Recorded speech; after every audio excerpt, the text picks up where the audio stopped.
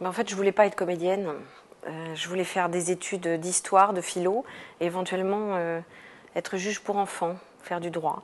Et puis, j'ai des parents qui étaient dans le métier, un père réalisateur, et quand il a réalisé son premier film, Richelieu, il a écrit le rôle d'Anne d'Autriche, qui était à l'époque où se passe l'histoire, l'ascension de Richelieu et la prise du pouvoir de Richelieu sous Louis XIII.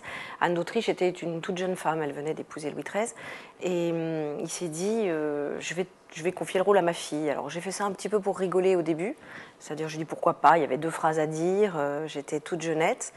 Et puis le film d'après, il a écrit un rôle pour moi en me disant, tu es faite pour faire ce métier. Et moi je voulais pas. J'ai dit, je veux bien être comédienne à une condition, c'est que je veux intégrer une grande école. Parce que moi, je veux faire des études. Donc, j'ai tenté le concours du Conservatoire d'art dramatique que j'ai eu. J'ai dit, si j'ai pas le conservatoire, je ferai pas ce métier. Et je l'ai eu. Donc, des modèles, oui, voilà, mon père. Et puis après, oui, il y a des acteurs comme ça que j'ai rencontrés, des comédiens de théâtre surtout, qui m'ont apporté des choses.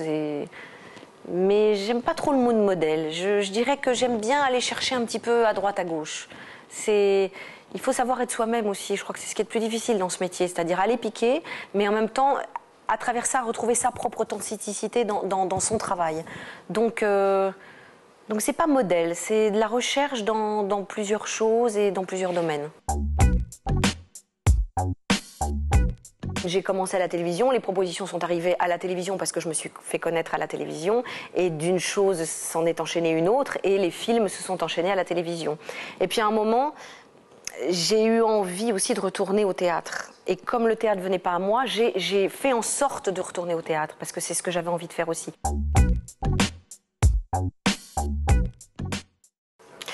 C'est un très bon outil, qui est parfois mal utilisé.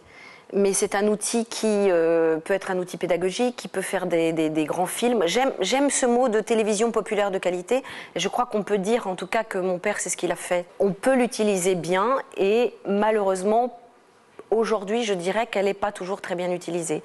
Mais je pense que c'est quelque chose de méconnu en France. Les anglo-saxons sont beaucoup plus forts sur ce plan-là. Ils n'ont pas peur de faire de la télévision, ils n'ont pas peur de passer de l'un à l'autre. Je dirais même que c'est plus facile quand on vient de la télévision d'aller faire du cinéma que l'inverse, puisqu'on nous demande de travailler dans une économie de temps, de tout. Et quand on va au cinéma, c'est du luxe pour nous, les comédiens de télé, évidemment. On ne voit, je pense aussi ici en France, que les très bonnes séries qui viennent des États-Unis. Donc on n'a que le meilleur. Donc on va forcément dire que c'est meilleur que ce qu'on fait. Mais on ne peut pas comparer parce qu'ils ont une façon de faire complètement différente. C'est à l'échelle, et vous imaginez les États-Unis, c'est à l'échelle de la grandeur du pays. Donc ils produisent énormément, ils jettent à la poubelle, ils gardent ce qu'il y a de mieux. Nous, on n'a pas les moyens, on n'a pas cette économie-là.